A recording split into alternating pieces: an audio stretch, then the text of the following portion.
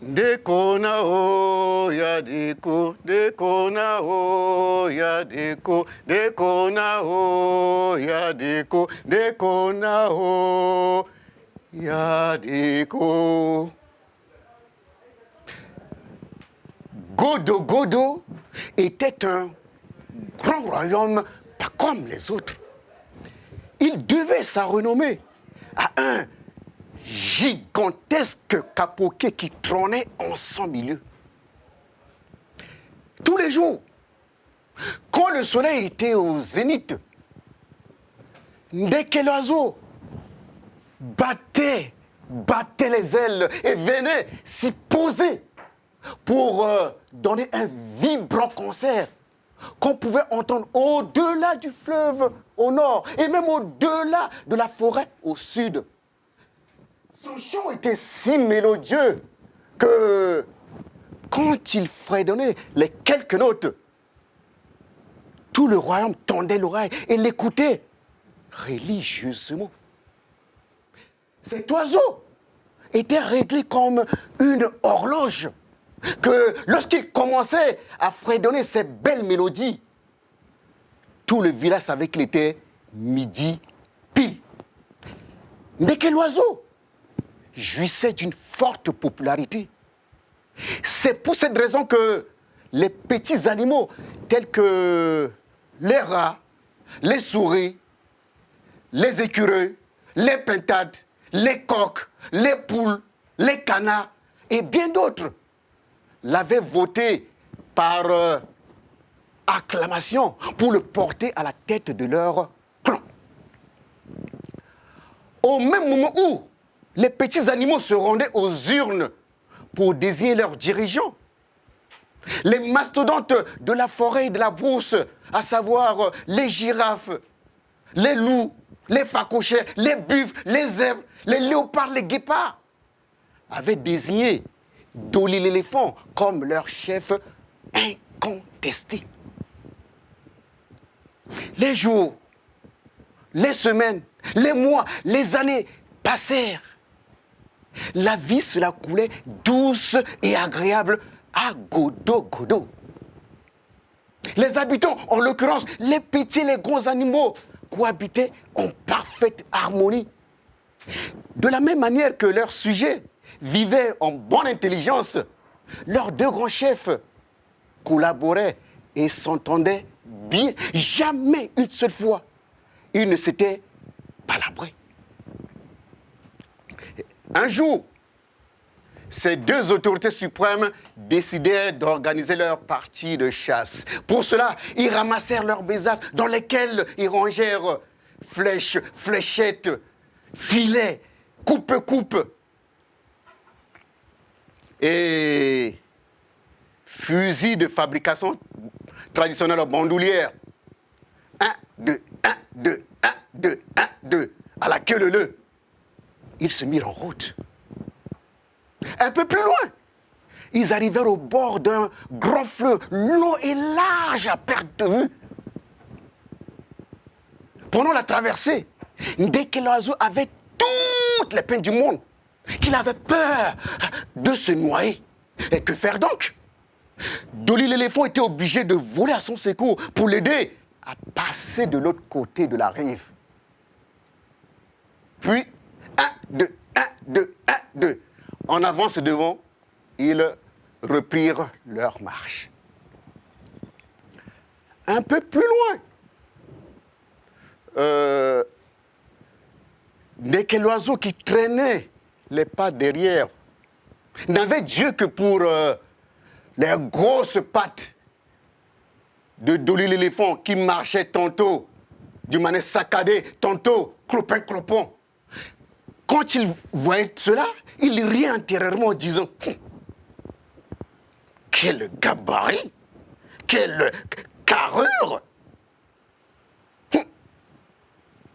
Combien il est gros gras, grand gros! C'est ça alors. Et je me demande que... Mais ça, c'est pas possible, ça. Regardez comment il marche. Non seulement il a une forte corpulence. Mais encore, il est vilain qu'il manque d'élégance. Ah, c'est un vrai patapouf, celui-là. À ces mots, dès que l'oiseau se regarda son compagnon de chasse et dit ben, au moins moi, je ressemble à quelque chose que je suis beau, comme 1000 soleils mélangés avec 10 000 couleurs arc-en-ciel. Puis il ajouta toujours intérieurement, je me demande s'il lui arriverait un accident pendant cette partie de chasse, qui pourrait le transporter pour le ramener chez lui? En tout cas, si d'aventure un crocodile égaré en pleine forêt venait à le blesser grièvement, ça sera tant pis pour lui. Ah oui, ça sera tant pis pour lui. Ce n'est pas moi qui le porterai sur ma tête. Non. Je ne pourrais que l'abandonner là-bas à la forêt et retourner pour moi seul à Godo-Godo. Après 30 quelques minutes de marche, ils débouchèrent sur une clairière qui sentait une forte odeur de gibier. Les deux chefs de clan des petits et grands animaux s'arrêtèrent et dressèrent un campement. Avec empressement, ils attachèrent de solides filets qui encerclèrent le périmètre de chasse. Après cela, ils incendièrent le couvert végétal qui flamba à travers un feu en volute qui crépita violemment en faisant sortir les animaux de leur trou. Affolés, ceux-ci couraient dans tous les sens et terminaient leur folle course dans les grands filets qui encerclaient l'espace. Dès que l'oiseau et Dolly l'éléphant les abattaient à coups de saguet ou de fléchettes. En un temps record, ils avaient abattu assez de gibier pour nourrir tout le royaume. Et dès que l'oiseau était satisfait, qu'il voyait son retour triomphal chez lui où sa famille mangerait à satiété. Sans répit, la partie de ça se poursuivait, qu'ils avaient encore abattu d'autres gibiers. Et à un moment donné, le feu en volute avait fait sortir un autre gibier de son trou. Il s'agissait d'un animal qui était d'une espèce rare. Celui-ci était aux abois et traversait l'espace de chasse à vive allure. Après qu'ils l'ont vu, les deux chefs de clan des petits et grands animaux n'avaient pas cru leurs yeux. À Godo-Godo, on savait que la bouche qui mangerait la chair de ce gibier rare connaîtrait la longévité, la virilité et la prospérité à tous égards. Il était aussi dit que celui qui venait abattre ce gibier décocherait le prix de grand chasseur du siècle et verrait son nom inscrit en lettres d'or sur la liste des immortels. Il serait même élevé au rang de héros national. Après qu'il l'eut aperçu, dès que l'oiseau sursauta de surprise et se lança derrière lui, pendant qu'il le traquait hargneusement, un autre chasseur qui avait reconnu ce gibier rare voulait aussi l'abattre. Caché derrière un arbre, il arma son arc, visa et tira. Mais la fléchette au bout effilé rata sa cible et alla se loger dans la cuisse dès que l'oiseau qui s'écroula en criant « Au secours! Sauvez-moi! Au secours !» Dolly l'éléphant reconnut la voix et courut du côté d'où lui parvenaient ces cris de détresse. Lorsqu'il arriva,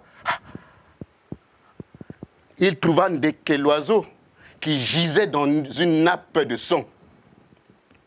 Gémissant de douleur, le tout petit animal pleurait à chaudes larmes. Il faut dire que cette fléchette lui avait carrément broyé l'os de la cuisse qu'il ne pouvait ni marcher, ni voler. Et avec autant de soin qu'un père l'aurait fait pour son fils, Dolly l'éléphant lui mit un solide garrot. Puis il le ramassa avec sa trempe, le transporta sous la hutte de fortune qu'ils avaient construite pour la partie de chasse. Sans perdre un instant, il fit tout à la hâte, transporta Ndeke-l'oiseau sur son dos avec leur butin de chasse. Et malgré que le quadrupède était lourdement chargé, il était finalement sorti de la forêt, marchant à grande enjambée. Il était arrivé à Godo-Godo avant que la nuit ne soit là. Il fonça droit au domicile du blessé où il retrouva Madame Ndeke-l'oiseau. Il expliqua à cette dernière ce qui était arrivé à son mari et lui remit un tarot qui avait la vertu de ressouder même les fractures les plus ouvertes en l'espace de 2 ou 3 jours. Madame Ndeke-l'oiseau fit ce que Dolly l'éléphant lui avait recommandé. Après 3 jours, l'os de la cuisse qui était complètement broyé se ressouda et Ndeke-l'oiseau recouvra la santé. 1 mois plus tard, le chef du clan des petits animaux reçut la visite de son homologue des grands animaux. C'était un soir.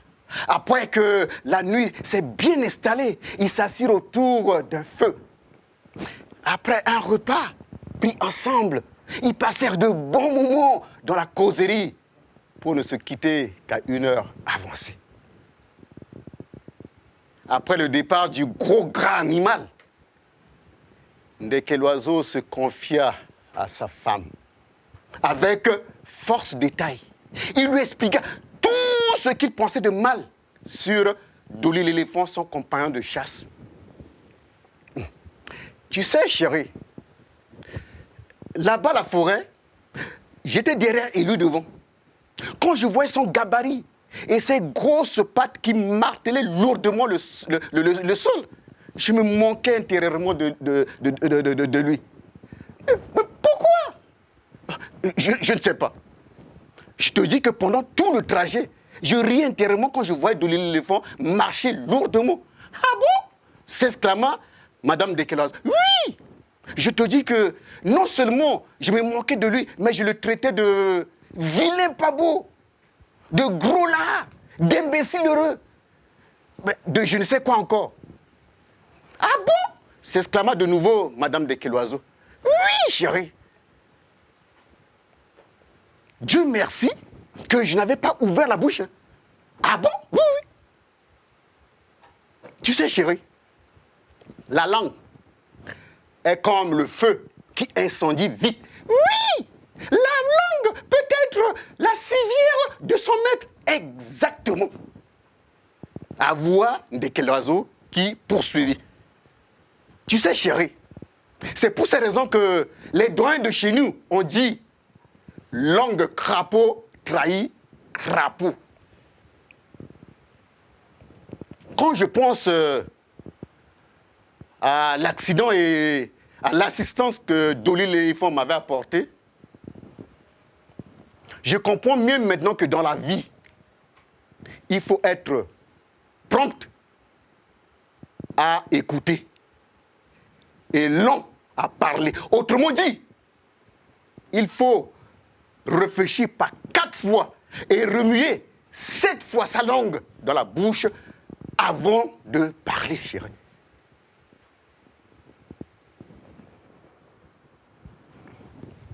Ndekona ya deko, ndekona ya deko, ndekona, ndekona deko, ndekona, ndekona deko, ndekona, ndekona deko, ndekona, ndekona deko.